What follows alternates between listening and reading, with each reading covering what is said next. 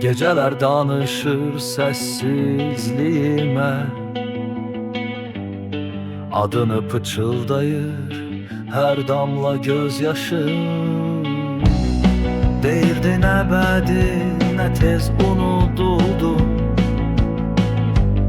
Seni unutmakla vurdum öz başımı. Seni sevmek günah idi.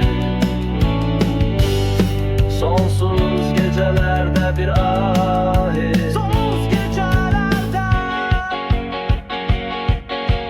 ümidim kaldı gözlerinin içinde. İndi yoksan kaldım yine tekliğimde.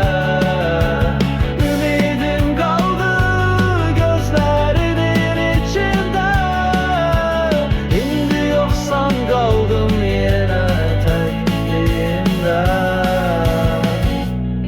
Bir şekil kaldı toz basmış çerçeve. Üstü açılmayan mektup kimisen. Gelmedin, sustun yokluğun içimde. İçip sessizce batıran yeniden. Seni sevmek günah idi. Sonsuz gecelerde bir ahit. Sonsuz gecelerde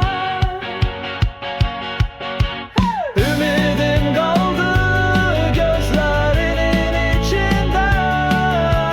İndi yoksan kaldım yine tekliğimde.